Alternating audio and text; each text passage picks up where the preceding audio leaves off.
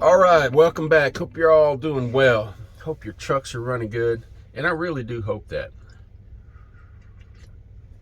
I hate seeing people parked on the side of the road, um, sitting there waiting.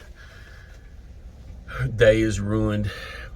Um, so this week started out a little bit differently. I don't get on the load boards too much anymore.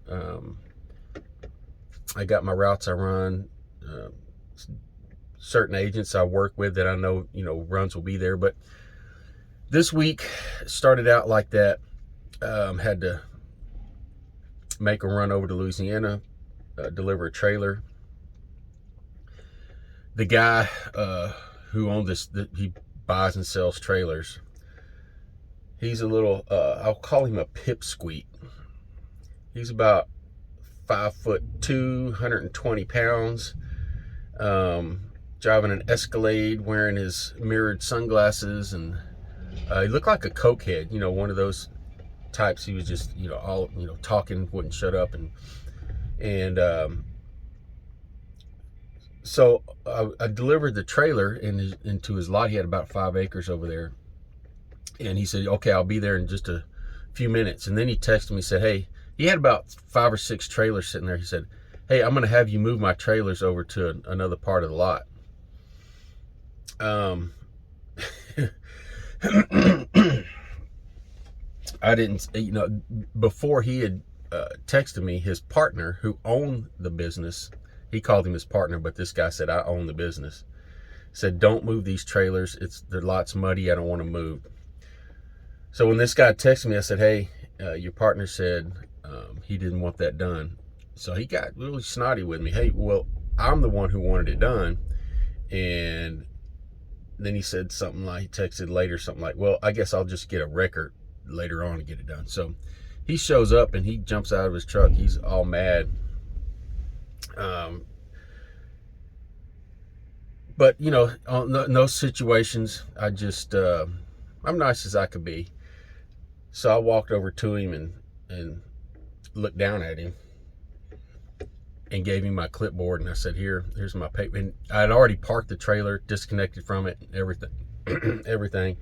So he signed my paper real quick. He was, well, I didn't want the trailer parked there. I said, yeah, but your boss did. And you have a nice day. So that's how the week started out. These people, I don't know what he thought, that I was just going to jump out there and move all his trailers for him, But anyway, got out of there, found another load, and this is one of those I shouldn't have done, but I did anyway. And I should have covered my bases before I did it. But I'm in Louisiana. There are not many loads, and then one pops on the board for a agent. I think their name was Liberty Commercial. That's one of their names. So I checked their credit real quick, and my factoring company would not factor them. Apparently they didn't like their credit or business or whatever.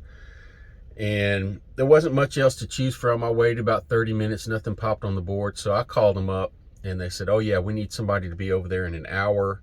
And I'm talking to you like I wish they would have talked to me, because I could barely understand them and they couldn't understand me.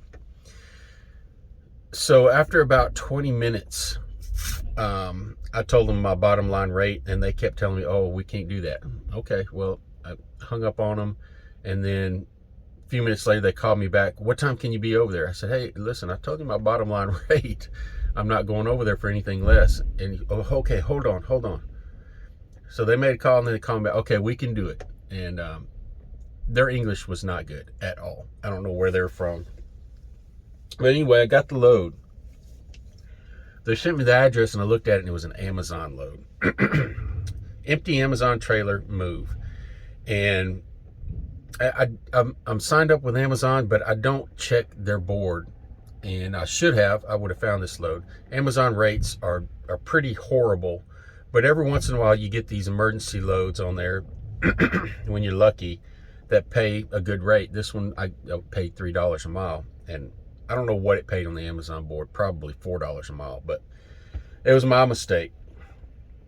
So I go over there, I get the trailer, and it was one of those things where these people called me before I got there. I'm trying to, find the directions on my phone, and they're trying to call.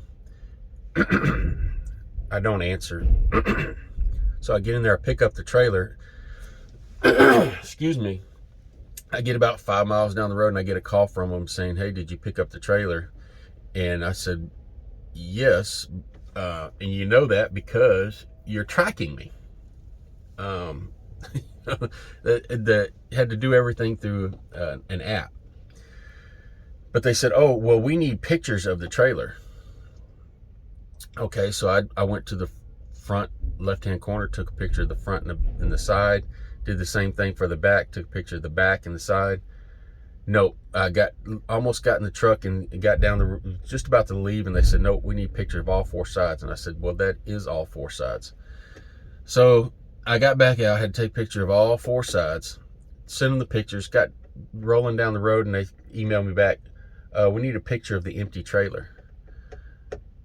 I said, "Well, do you think Amazon's going to give me a loaded trailer?" But anyway, I said, "No, you got what you got. It's empty. I'm on the road." So over the course of the next 5 hours, I believe it was 4 phone calls. It might have been 5.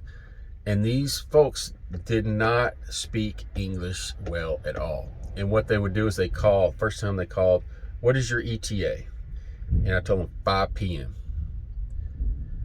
Okay, and they had to transfer me to 2 different people to understand that I was telling them I'd be there at 5.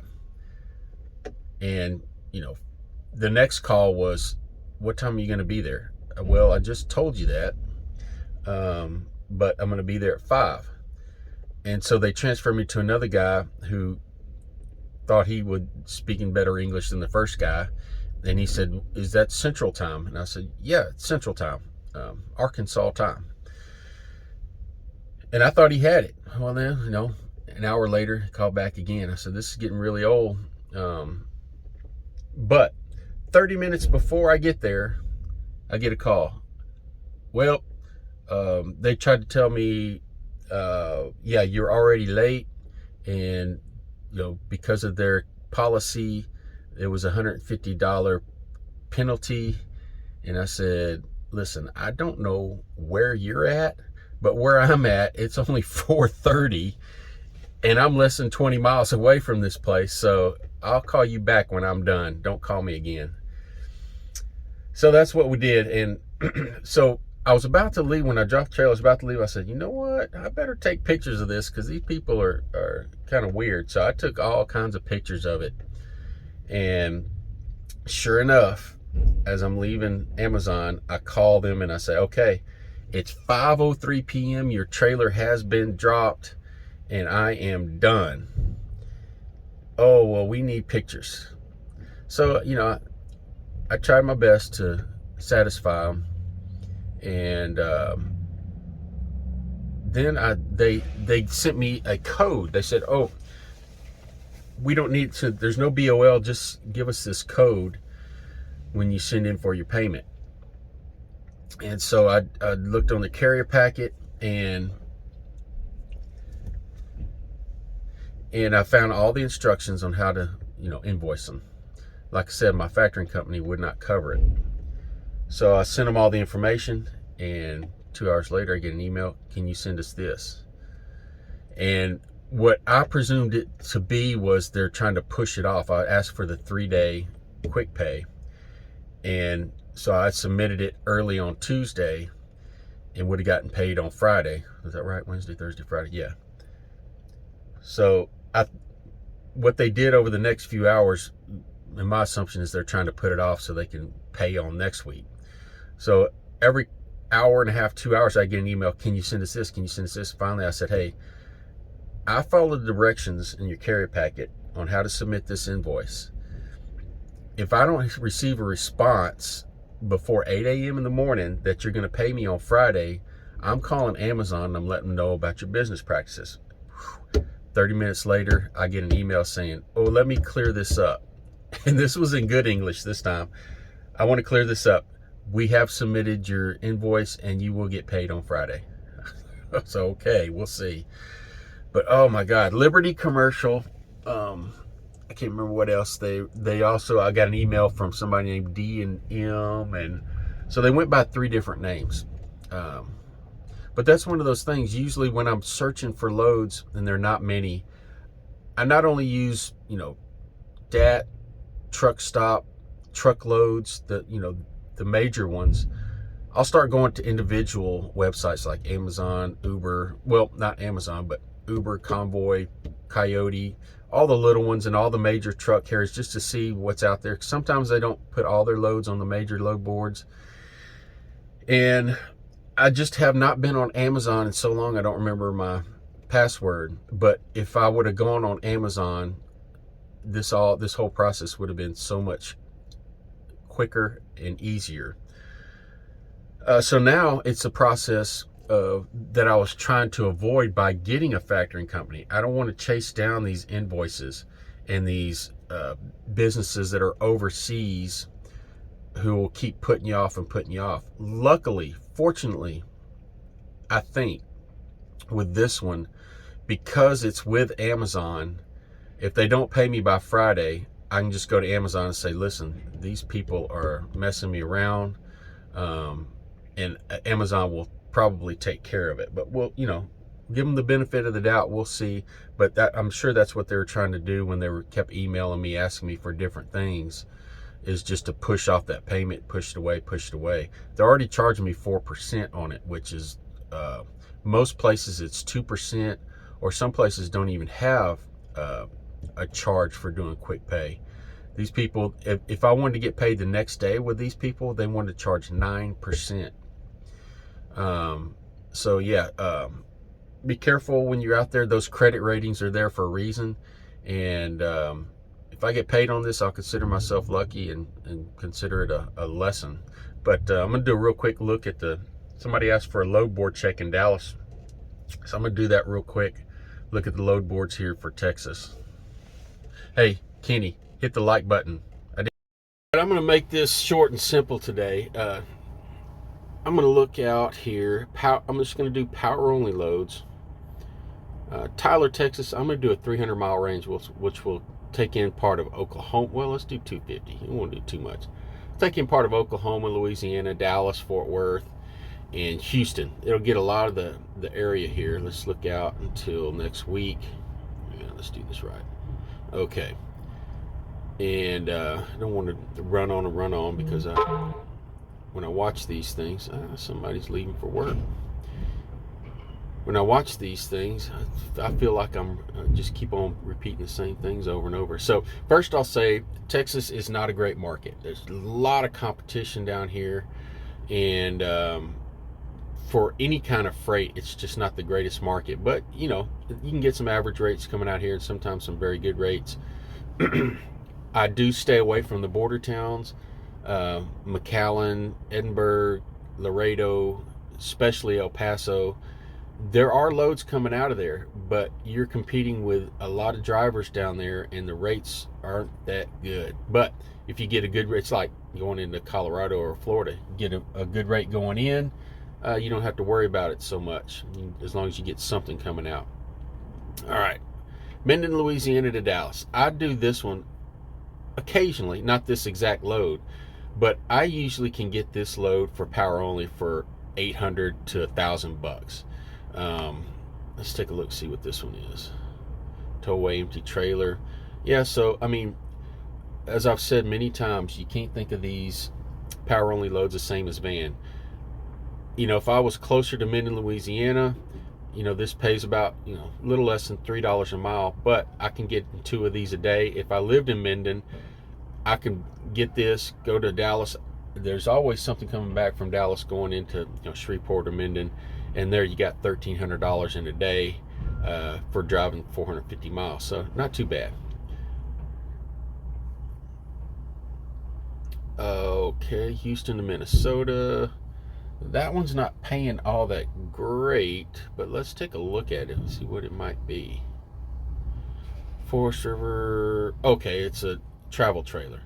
So, that one right there, I've never done this, and I'm not advising it. I'm just saying, if you get these, Houston to Lakeville, Minnesota, and it's a travel trailer, if it pays decent enough, you probably go over there and pick that thing up with your truck and then not worry about all the way stations and all that stuff. But let's see here what this one is. Landstar Houston says it's a round trip. Doesn't say if it's a round trip. It just says in Houston. But there's another Landstar load. Wichita, Kansas. Here's one. Now this one, let's see. Let's take a look at it. Convoy load, used trailer for backhaul. Okay, Plano, Texas. So this one's a very short run, but it's got a live unload, if you can see that in this information there. So normally, if it's just a power only run and it's only paying a couple $100 and it's not, going only a few miles, I'd jump all over that. You could do that all day and make some really good money. But since it does have the live unload in there, that's where your built-in wasted time is at. You might be spending half a day on making $200 something. So here's one, Hazlet to San Diego, $2 a mile. Heck with that. Houston to Park City, Kansas, $1,000. Here's one, Fort Worth to Fort Worth, $100. Let's see what that is. It's an empty, paid on delivery. So it's an empty trailer, going a couple miles, paying $100. You could probably talk them up on that, a couple $100. If you lived in Fort Worth, man, I'd jump on that. Hour, less than an hour, you can make a couple $100. You don't know. Don't know until you call. Let's see what else we got here. Local round trip.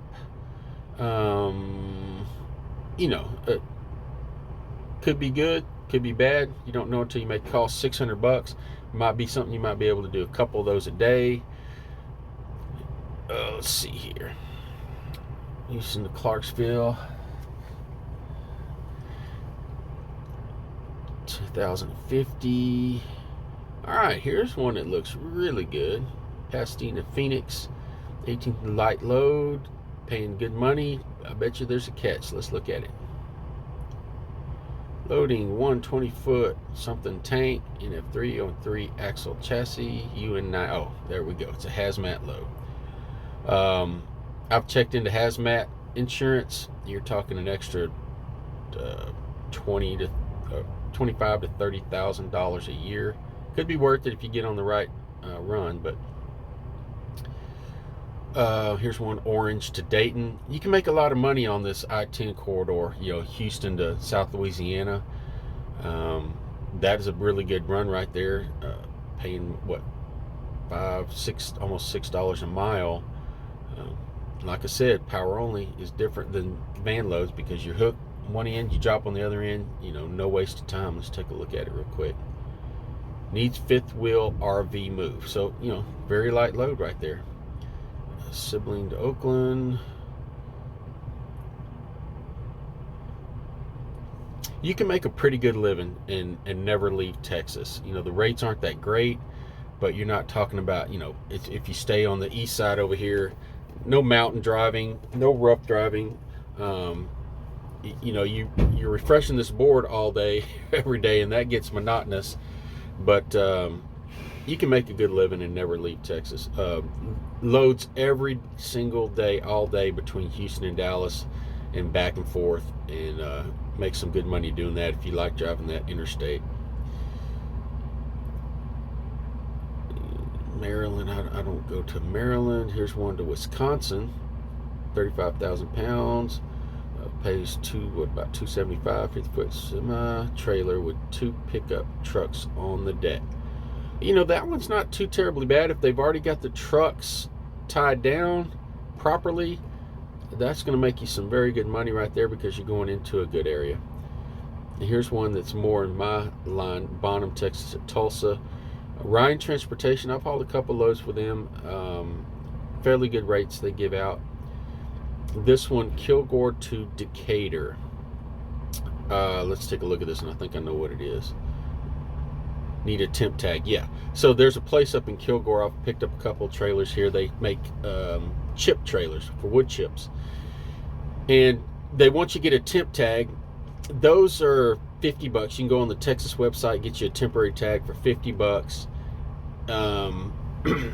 And make you real quick. Decatur is just outside of Fort Worth over there, so that's a really easy, good run, and make you some good money, and then pick something up in Dallas and keep on going for the rest of the day. Okay, here's Brazos trailer. I picked up a couple of loads for them. They're iffy. They make brand new trailers, flatbeds and step decks and stuff like that. So the trailers I pick up over there, I make sure that there's nothing loaded on them. Let's take a look at this one and see what it is. Yeah, so this is one where they've got a bunch of stuff loaded on the trailer, and they're wanting to pay you $2,500, basically, almost $2 a mile. You're gonna have to chain and strap all this stuff down, and then you're driving to a very bad area for freight. Yeah, that needs to be up closer to $4 a mile. Here's a good one right here. Well, I wouldn't say good one. It's over $2 a mile, very light load. And let's see what it is here. Vacuum trailer, roadworthy. Okay, so very light load, gets you into a very good area. Not the greatest rate, but it is a moneymaker. Ooh, here's a very good paying load. Got to see what this one's all about. Houston to South Carolina, paying $6 a mile. It doesn't say. Oh, hazmat. There you go, hazmat. Paying that $20-something thousand for hazmat might be worth it. Might be worth it. Beaumont to Katy, that's just a nice little trip. I-10 away. This is one of those, Duncanville to New Orleans. I was talking about that corridor right there. There's lots of freight going back and forth, but I-10 through there seems like there's always an accident or construction or something holding you up. I see this load on here all the time. Center to Port Wentworth, Georgia. I've hauled this. There's a little place in Center, Texas that makes different kinds of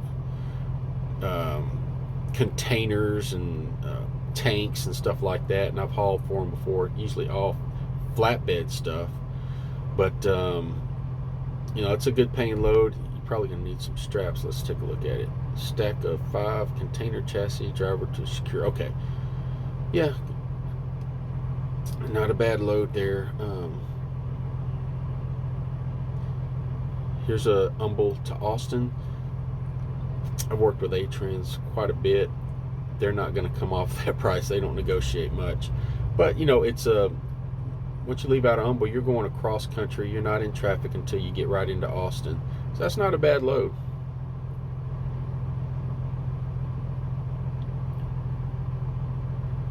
Here's one, McAllister to McAllen, Texas. That is, it's got a pretty good rate on it. Let's take a look at it a little bit closer. Multiple frac tanks. Okay, so frac tanks. I made a video on this. Frac tanks, don't be scared of them. The one thing you need to ask before you pick up a frac tank is there going to be somebody there to pick the frac tank up so you can get it mounted onto your fifth wheel, and same thing on the other end to lower it for you. Don't be afraid of them. It's oil field equipment. Sometimes it's crappy, but they pay good. And this is what you need if you're going to go to South Texas. You need a good paying load getting down there, because you're going to get probably $2 a mile coming out of there.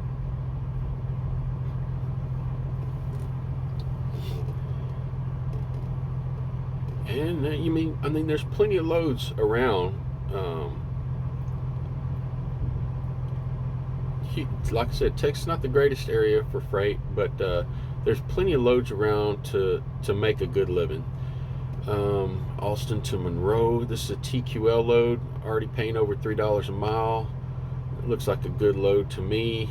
TQL works with Brand New Authority, so you can see they have a lot of stuff on here. They could, just by themselves, they could keep you in business. Their rates aren't the greatest, but that's a good run. Austin to Monroe, Louisiana. You're not going to hit too much traffic going through there. And just a couple more here. Looks like there's another Austin to Monroe. I don't look at Austin area very much. That may be a run that's on there all the time. You might call them and find out. That, you know, that could keep you in the money right there. But that's just a quick look at the Texas freight.